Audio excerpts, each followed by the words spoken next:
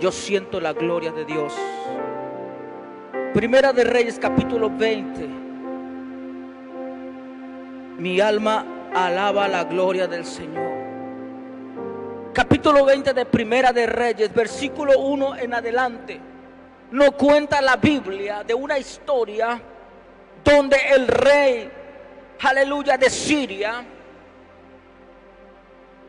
se levanta en contra del pueblo de Israel en tiempos de un rey malvado.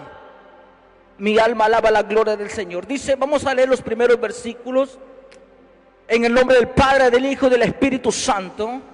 Entonces Ben-Hadad, rey de Siria, juntó a todo su ejército y con él a 32 reyes con caballos y carros, y subió y sitió a Samaria y la combatió. Aleluya. Un rey malvado, mi alma alaba la gloria del Señor, se levanta contra el pueblo de Dios en tiempo de un rey malvado que no tenía temor de Dios, llamado Acab. ¿Cuántos conocen la historia de Acab? Pero el amor y la misericordia la vemos reflejada en estos versículos. Mi alma alaba la gloria del Señor. Bendito sea su nombre. ¿Pueden tomar sus asientos? Bendito sea su nombre. El tema para en esta ocasión le he titulado, bendito sea su nombre, el Dios de los montes y el Dios de los valles. El Dios de los montes y de los valles. El Dios de los montes y de los valles. Bendito sea su nombre. Este rey, el rey Acab, no tenía temor de Dios. Sin embargo, vemos cómo la gracia y la misericordia de Dios se muestra a un rey malvado, todo por favor, todo a favor y todo por amor a su pueblo amado. Dios pelea por nosotros, Dios pelea nuestras batallas. Mi alma bendice al nombre del Señor. Y en esta ocasión vamos a ver dos batallas en diferentes terrenos, en diferentes lugares. Y vemos dos victorias realizadas por el mismo Dios. El Dios de los montes representa los montes, altura, intimidad, secreto, salvación, protección y revelación. En las escrituras, los montes simbolizan el templo. El monte de Jehová representa el lugar espiritual más alto y más elevado, donde podemos estar más cerca de Dios, en su presencia. El monte representa cuando tú te metes en intimidad y te escondes en lo más reservado de su morada. Cuando tú te elevas, mira hermano, nosotros tenemos un privilegio. Por medio del sacrificio de Jesús nosotros podemos entrar directamente y con confianza ante el trono de la gracia. Cuando leemos Job capítulo 1 y dice la Biblia, y Satanás se miscluyó, se metió a las cortes celestiales para acusar, usted sabe lo que sucedió, el diálogo que tuvo Dios con Satanás. Satanás entraba, o de vez en cuando entra a las cortes celestiales para acusarte a ti, para acusarme a mí. Pero sabe usted que usted también tiene ese privilegio. Cada vez que usted se pone a orar, cuando usted se mete al trono de la gracia, usted va directamente al cielo. Usted está ejerciendo autoridad porque somos llamados sacerdotes, somos llamados reyes.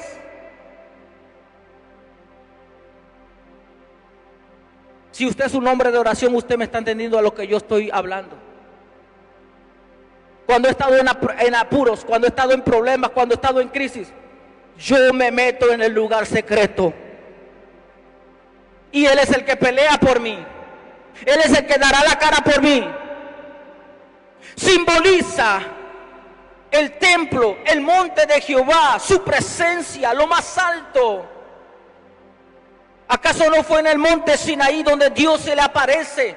En una parte del monte llamado Horeb, pero en la misma montaña llamada Sinaí. Pero en la parte de Horeb, el Señor se le aparece a Moisés en una zarza ardiente. Fue en el monte Sinaí donde Dios dio las leyes a su pueblo. Fue en el monte Carmelo donde Dios se aparece al pueblo por medio de una ráfaga de fuego y consume la ofrenda del profeta Elías.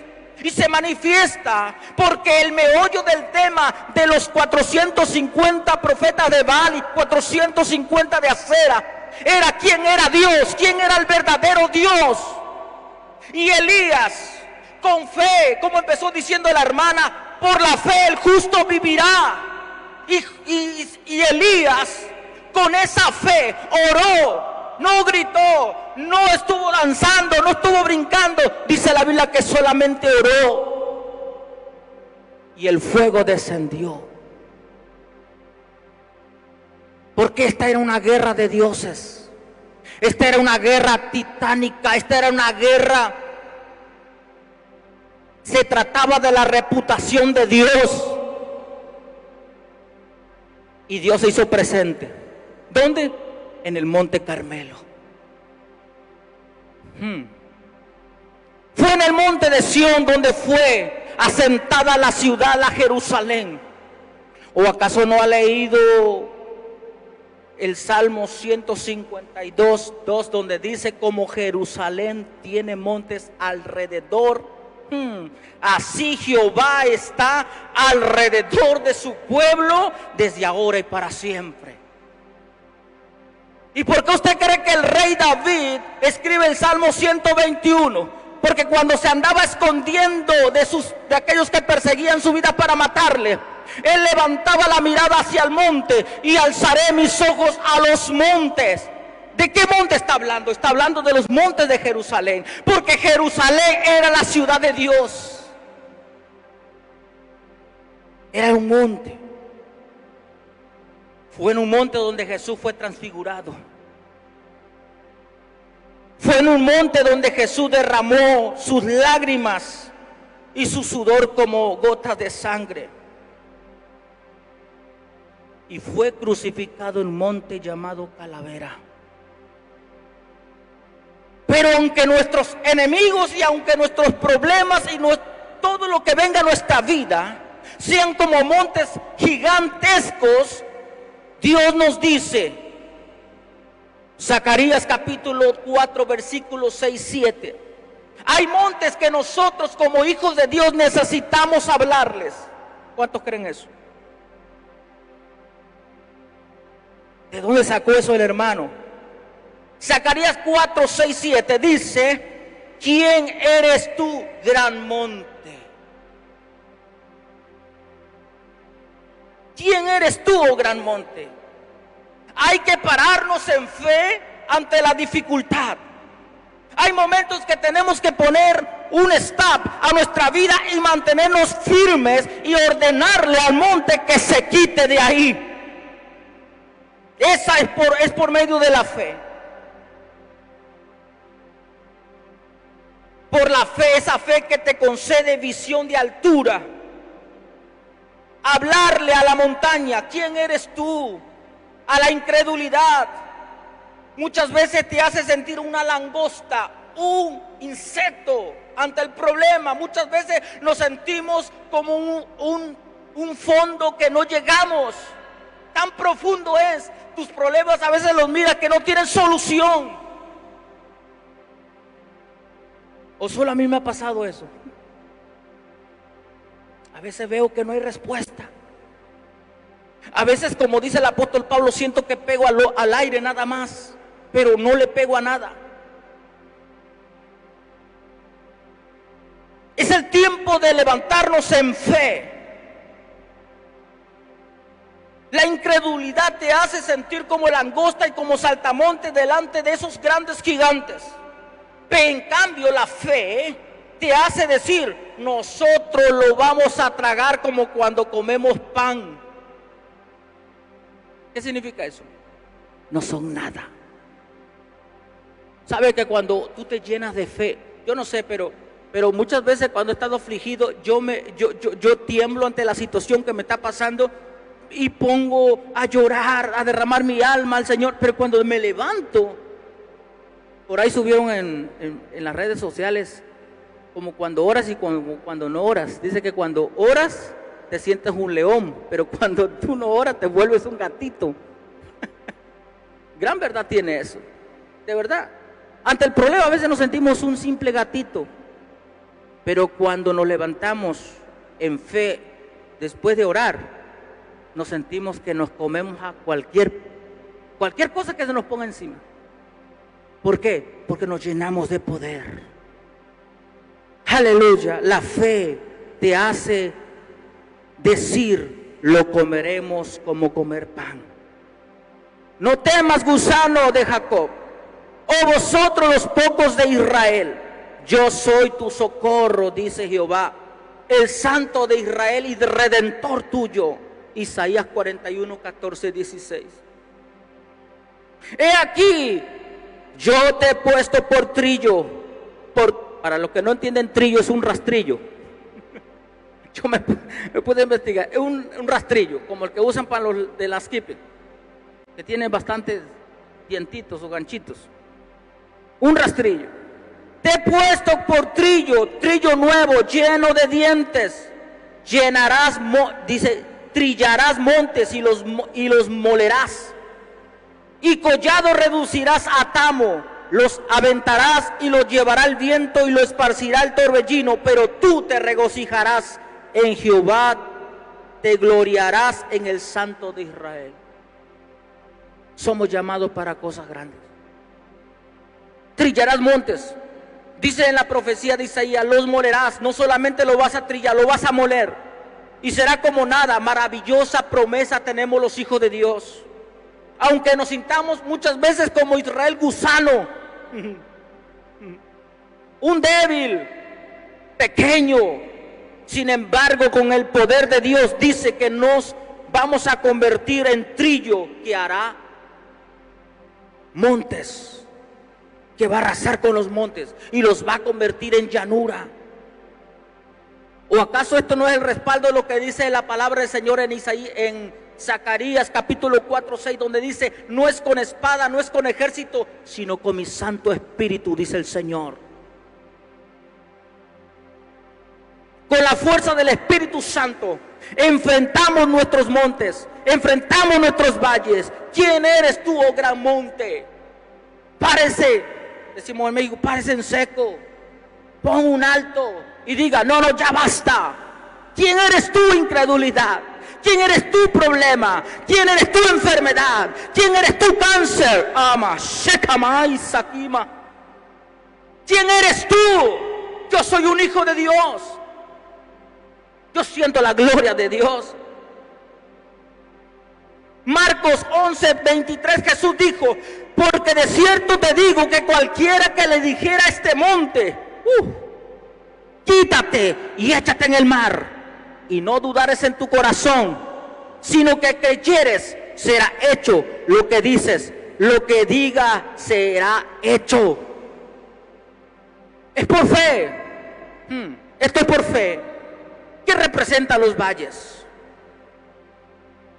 El resto del capítulo 20 de Primera de Reyes que hemos leído, parte, Dios vuelve a dar una victoria extraordinaria. En ese capítulo vemos dos victorias, una en el monte, y hoy vamos a ver la victoria que recibe Israel en los valles.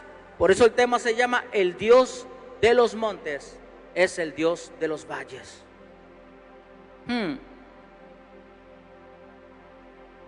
Solo que ahora en el cuadrilátero de Afec, esto es una llanura. Nuevamente el Señor nos deja una gran enseñanza. Como nos da la victoria en tipo de pruebas exteriores, externas, lo hará también en las que son aflicciones del alma en las internas. Primer valle, quiero hablar de algunos valles. El primero que voy a hablar es en el valle donde habla la palabra de Dios, que fue la segunda guerra que tuvieron con Ben-Hadad, en el valle de Afec. El valle de Afec es el valle de las estrategias del enemigo. Mientras los montes representan lo físico de un problema, los valles, los que nosotros no podemos ver, son problemas del alma.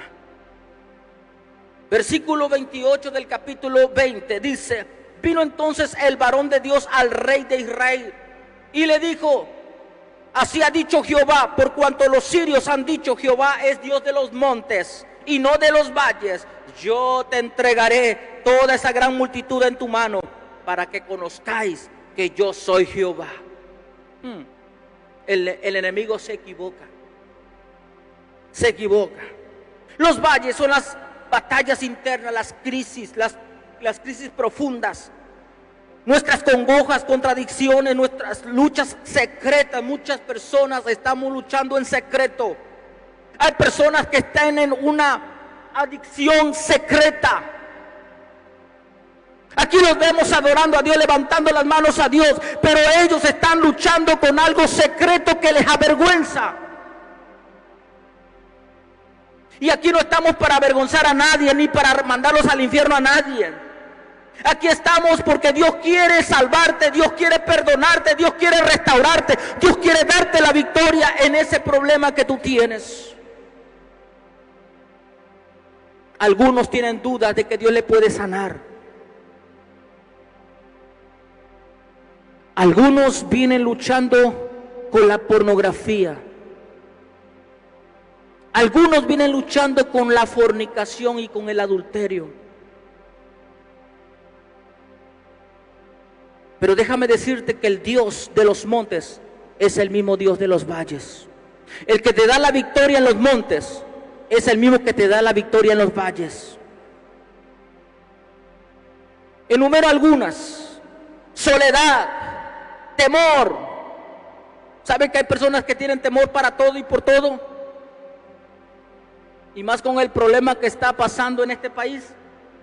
Ya la gente no quiere ni salir, ni a comprar, porque han permitido que un espíritu de miedo, de temor se apodere de sus corazones. Algunos tienen desánimos, ya no quieren venir,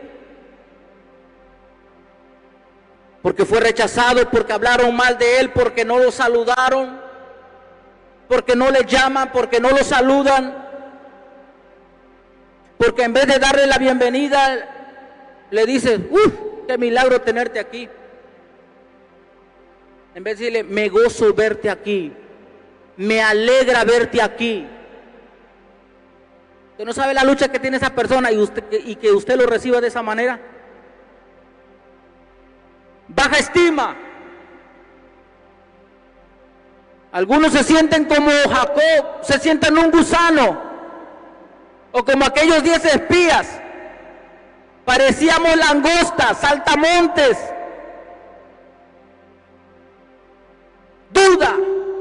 Dudan de la veracidad de Dios, dudan de la palabra de Dios.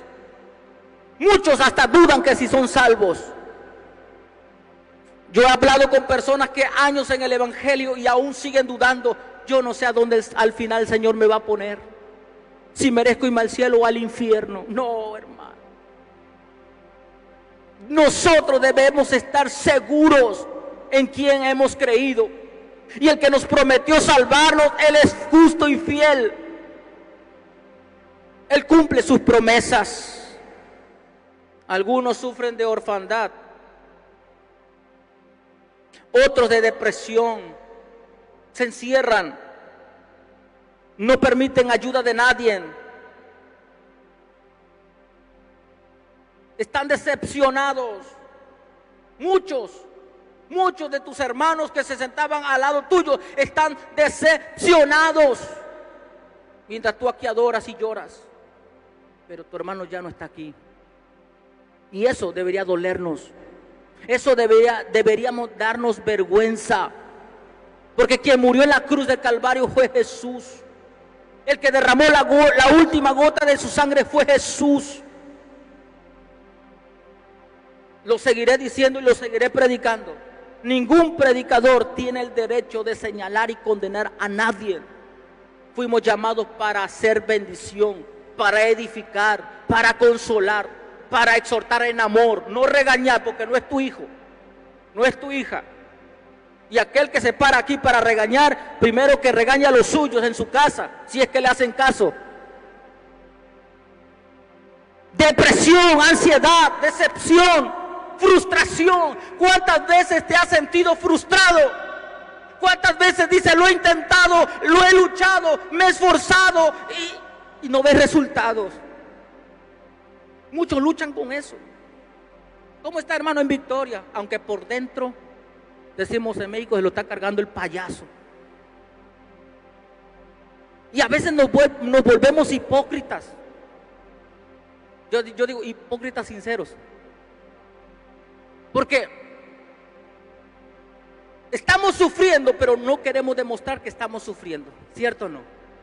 Porque tienes miedo a la respuesta de tu hermano. A usted le falta oración, a usted le falta ayuno, usted no se mete con Dios. ¿A alguien se le muere un hijo? Se preocupe, hermana, ya está con el Señor. Como no es el tuyo, como no es tu mujer la que se murió, como no es tu esposa, somos fáciles para juzgar a los demás. Somos buenos para eso. Y muchos de ellos se han ido por nuestra culpa, porque están luchando con eso. Pero el que nos da la victoria en los montes es el mismo que nos da la victoria en los valles. ¿Cómo pensaban los asirios? Los asirios pensaban que si Dios ejercía su poder solamente en las alturas, solamente en lo alto, en las montañas, y no podría Dios en las llanuras, en los planos. Cuando para Dios no le importa el lugar, no le importa la geografía, no le importa el tiempo y no le importa el número de personas. Él es omnipotente. Repito, Dios es omnipotente. Él puede hacer milagros en Guatemala, Dios puede hacer milagros en Honduras, Él puede hacer milagros en México, Él puede hacer milagros aquí también. Él no cambia, Él es el mismo. Yo recuerdo allá en México, cuando iba a la iglesia, Dios hacía milagros acá. ¿Y por qué no los está haciendo aquí también? Él es el mismo. Él es el mismo Dios. Los asirios pensaban, no, el Dios de Israel solamente pelea en las montañas. Solamente en las montañas. Los analistas militares de Ben-Hadad estaban en lo correcto. Escúchate lo que estoy diciendo, estaban en lo correcto. El Dios de los israelitas era el Dios de los montes. Dios que invita a elevarnos, a subir, a desconectarnos del sistema de este mundo. Por eso vuelvo a repetir, cuando tú te metes en oración, tú te desconectas del mundo. Muchas veces vuelvo a repetir, muchas veces he estado mal, me meto en oración y cuando ya ni supe por qué entré a orar. Se me fue el problema. En la oración es que Dios te revela. En lo secreto. A disfrutar de los beneficios de las alturas, aire puro, quietud, manantiales de aguas puras, refrescantes, pastos verdes, veredas, caminos ya trazados. El consejo parecía tener sentido. Los militares del rey Ben-Hadad le aconsejan, dicen, no. El Dios de los israelitas solamente pelea en los montes, pero en los valles Él no va a poder con nosotros. Por este concepto, parecían tener sentido. Peleemos contra ellos en los valles, porque ya que su Dios es Dios de las alturas, nada más lo podremos vencer fácilmente. Él no desciende a la llanura, Él no baja de la montaña. El diablo se equivocó. y se vuelve a equivocar contigo. Porque tu Dios es el Dios de los montes y es el mismo Dios de los valles. Dios es el mismo Dios cuando te falta la renta. Dios es el mismo cuando te falta, cuando tú miras la refrigeradora y no miras. Yo he visto la gloria de Dios en estos días. Yo he visto la gloria de Dios en estos días. El mismo Dios que te provee es el mismo Dios que te ayuda a salir de esas cosas secretas con las cuales tú estás luchando. Que nadie ve más que tú y Dios. Ellos pensaban que Dios solamente podía pelear en la montaña, sino en la llanura. Que el Dios de Israel solo se ocupa de los montes. Consideramos que ellos serían más fuertes en el valle porque ellos confiaban en carros tirados por caballo, capaces de atropellar gran número de soldados de los enemigos que estaban a pie, a los cuales los israelitas no contaban. Israel para este momento no tenía la tecnología, por así decirle, y la capacidad militar que tenían los sirios. Ellos tenían carros, Israel no. Ellos tenían armas que Israel no tenían. Ellos se apoyaban y confiaban en sus armas, en sus estrategias, más que Israel confiaban en Dios. Bendito sea su nombre. Ellos serían más fuertes porque confiaban en todo eso mencionado. Los israelitas tenían la reputación de ser buenos y mejores guerreros en los montes, en las montañas. Ahora ya estoy entendiendo por qué los consejeros del rey Ben-Hadad le aconsejan que el Dios de Israel solo peleaba las montañas. Porque los israelitas tenían la reputación de que eran buenos guerreros y excelentes guerreros en las montañas. Pero que eran ineficaces en los valles, en las mesetas, porque no usaban carros en las batallas. El que te da la victoria en los montes, también te da la victoria en los valles. Segundo valle, el valle de Refaim, se encuentra en el capítulo 5 de Segunda de Samuel.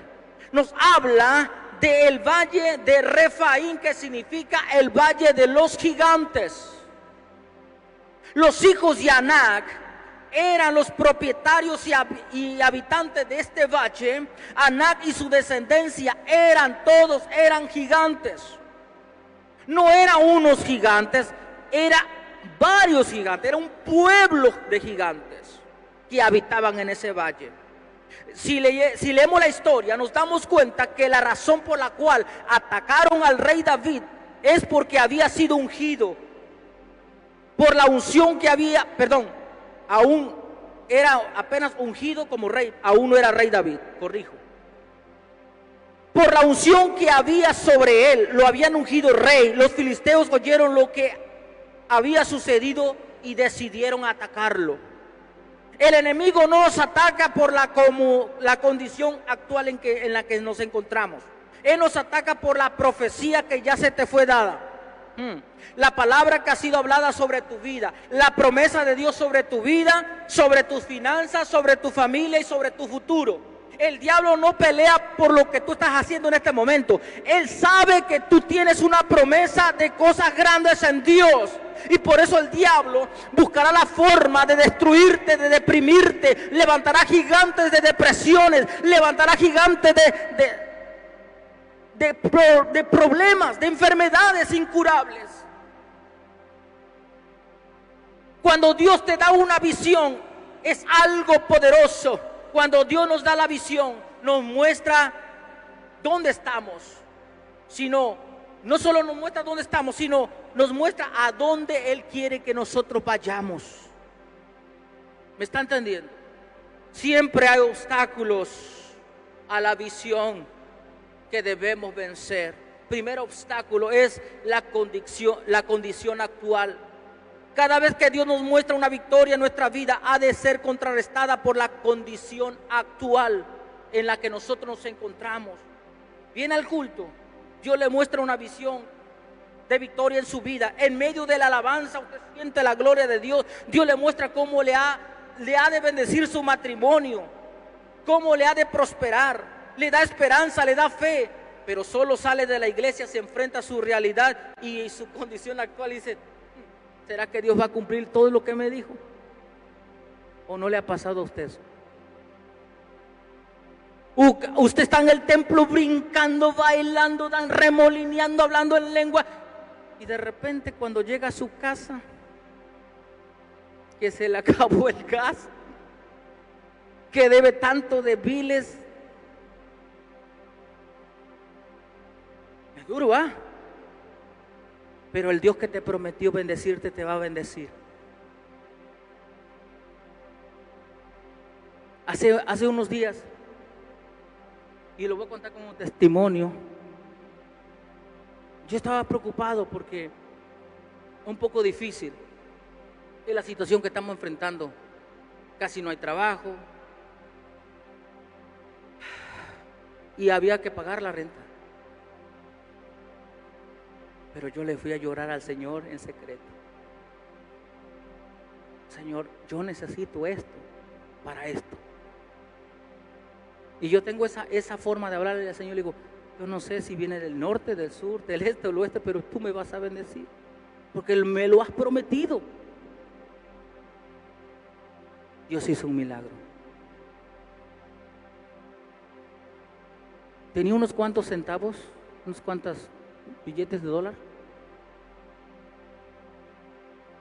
Preocupado, me acosté, puse esos cuantitos dólares en la gaveta.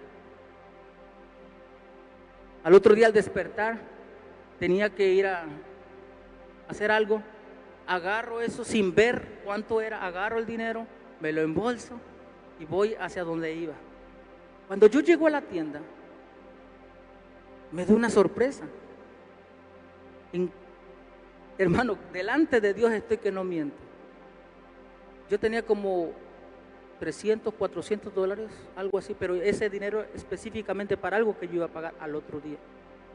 Cuando yo saco de la gaveta, pensando que eran los 400 dólares, me lo embolso y no lo miré hasta que llego a la tienda, encontré 12 billetes de 100 dólares. 12 billetes de 100 dólares. Les digo algo, pagué la renta y eso fue lo que me sobró. 12 billetes de 100 dólares. Inmediatamente le llamo a mi esposa, le digo: ¿tú no pusiste eso?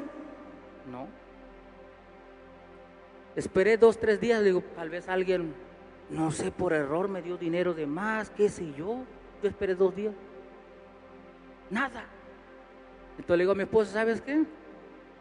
No dudemos, es la provisión de Dios.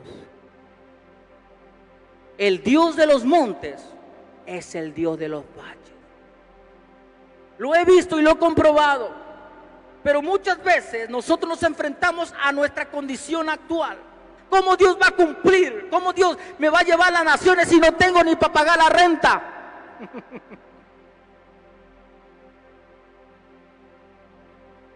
En Habacuc, Dios le dice al profeta: escribe la visión. La razón por la cual le instruye que la escriba es porque muchas veces se nos olvida. Y más cuando enfrentamos la realidad actual.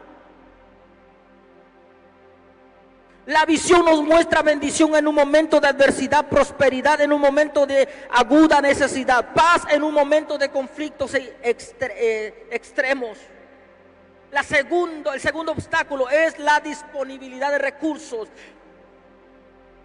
Susurra algo a nuestra mente, dice: lo que tienes a mano jamás será suficiente para cumplir con la visión que Dios te ha dado. ¿Cómo voy a crecer con 3 pelones aquí? Que ni diezman, que ni ofrenda. Es duro. Y más cuando Dios te llamó a cosas grandes. Vemos la visión, miramos nuestra cuenta sobregirada en el banco y nos recuerda, yo creo que Dios se equivocó conmigo. O la palabra que me habló el profeta, o el hermano o la hermana, yo creo que era para el que estaba al lado mío. Y yo me emocioné. Dios nunca nos da la provisión antes que la visión. Dios te da primero la visión y después te da la provisión. Dios no se equivoca. Si Dios te escogió para algo, es porque Él te va a dar lo que necesitas para que se cumpla. Yo no sé, pero yo siento la gloria de Dios. Tienes que caminar en fe. Tienes que tomarlo por la fe, no por vista. Tercer lugar, aleluya, el obstáculo más grande que debemos enfrentar antes de llegar al cumplimiento de la unción en nuestras vidas somos nosotros mismos, nuestra condición de fe. Muchas veces no creemos. Dudamos de nuestras capacidades, dudamos que Dios me pueda usar. Lo importante es que cuando Dios nos da una visión nos sentimos capaces para llevarla a su cumplimiento. Aleluya. Nos sentimos lo suficiente fuertes, calificados, preparados para llevarlo a su realidad cuando nosotros actuamos en fe. La visión siempre será mayor que uno mismo. ¿Sabe lo más hermoso de Dios? Es que Él ha depositado una gloria en vasos de barro. Nadie de nosotros somos merecedores de aportarla, pero a Él le plació, a Él le plació. Tiene defecto Luis Delgado, tiene defecto Luis Delgado, pero a Dios le plació ungirlo para un propósito.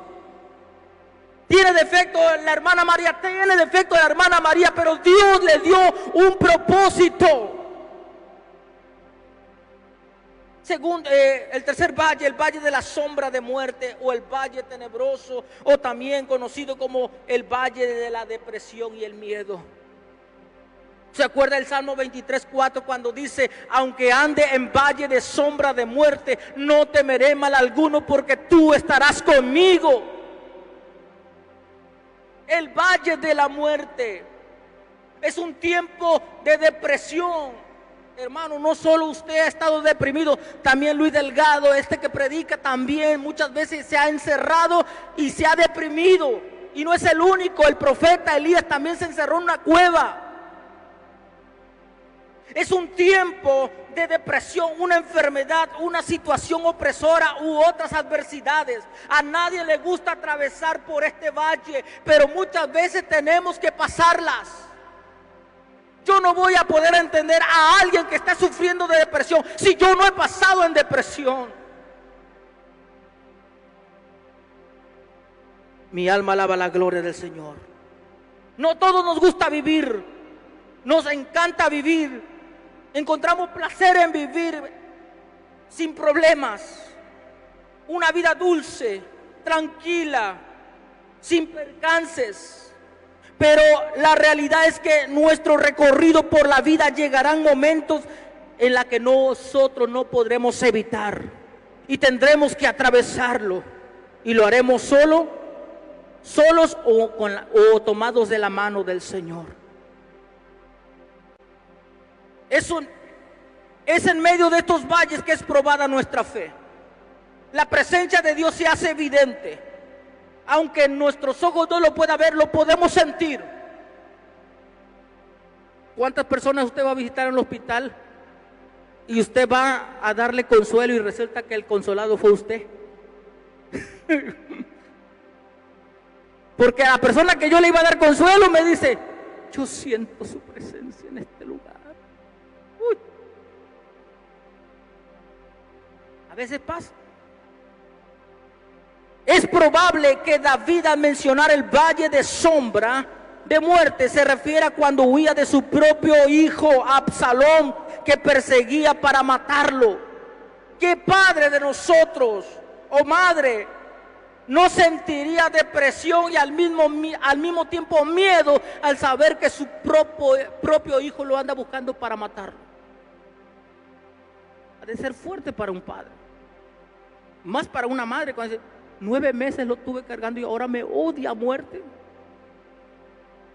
Hermanos, somos fáciles para juzgar a la gente, pero estar en ese lugar. Por eso el Señor nos llama a ser compasivos y misericordiosos. Cuarto, el valle de Baca, el valle de lágrimas y lamentos. Salmo 84, 5, 6. Bienaventurado el hombre que tiene en ti sus fuerzas, en cuyo corazón están tus caminos, atravesando el valle de Baca, el valle de lágrimas. Lo cambian en fuentes cuando la lluvia llena los estanques. Dios nos tiene en un camino, en una trayectoria y en una dirección. Estamos yendo hacia nuestro destino, pero para llegar al mismo tendremos que atravesar el valle de lágrimas. Es inevitable. Todos los apóstoles, aleluya, todos fueron perseguidos, sufrieron, lloraron. Usted y yo no hemos sido lacerados. Usted y yo no hemos sido, por causa de Cristo, metidos en la cárcel. ¿Sabe? Cuando el Señor le dice, y me seréis testigo, la palabra testigo, ¿sabe lo que significa la palabra testigo? No es decir, oh, yo te cuento que aquel me hizo un favor y eso no es ser testigo según la Biblia. La palabra testigo significa ser mártir, morir por él.